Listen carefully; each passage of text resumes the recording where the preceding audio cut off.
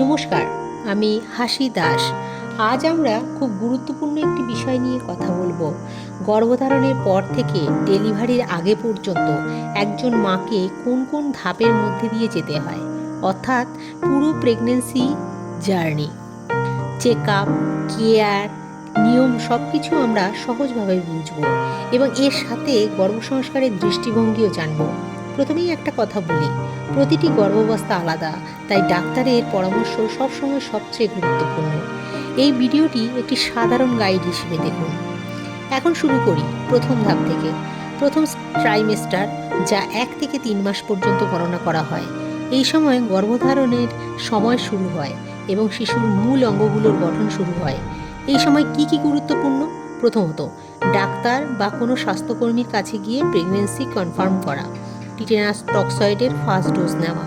দ্বিতীয়ত, প্রাথমিক কিছু টেস্ট করা হয়, রক্ত পরীক্ষা, প্রস্রাব পরীক্ষা, ব্লাড প্রেশার মাপা ইত্যাদি। তৃতীয়ত, ফলিক অ্যাসিড ও অন্যান্য ওষুধ শুরু হয়। এই সময় মায়ের জন্য গুরুত্বপূর্ণ বিশ্রাম, সঠিক খাবার এবং দুশ্চিন্তা কম রাখা।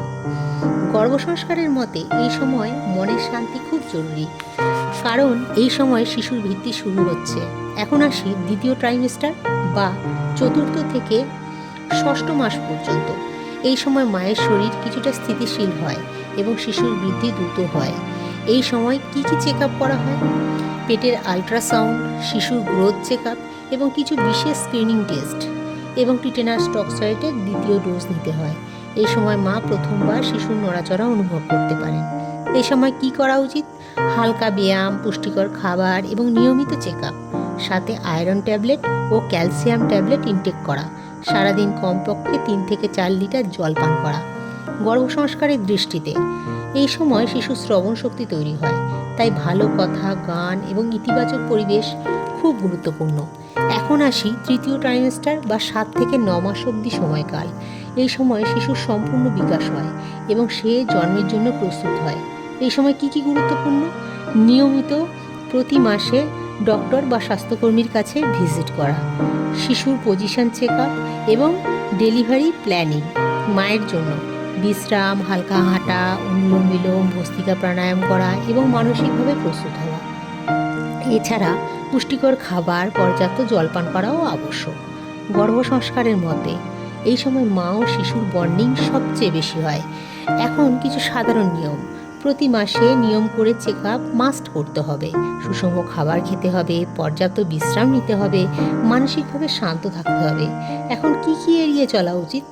অতিরিক্ত স্ট্রেস, অস্বাস্থ্যকর খাবার এবং নিজের শরীরের সংকেত উপেক্ষা করা। এখন একটা গুরুত্বপূর্ণ বিষয়, গর্ভসংস্কার আমাদের শেখায় গর্ভাবস্থা শুধু শারীরিক নয়, এটি একটি মানসিক এবং আবেগীয় যাত্রা। মা যেমন অনুভব করেন, তেমনি একটি পরিবেশ শিশুর চারপাশে তৈরি হয়। তাই এই সময় শুধু শরীর নয়, মনের যত্ন নেওয়াও খুব জরুরি।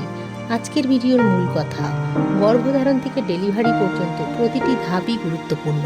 সঠিক যত্ন, নিয়মিত চেক আপ এবং ইতিবাচক মনোভাব, এই 3টি বিষয় একটি সুস্থ প্রেগন্যান্সির ভিত্তি। আজ এই অবধি। ভিডিওটি যদি ভালো লাগে তাহলে অবশ্যই লাইক, কমেন্ট, শেয়ার এবং সাবস্ক্রাইব করবেন। আপনাদের মূল্যবান ফিডব্যাক কমেন্টে জানাবেন। কোনো প্রশ্ন থাকলে তাও করতে পারেন। ধন্যবাদ। নমস্কার।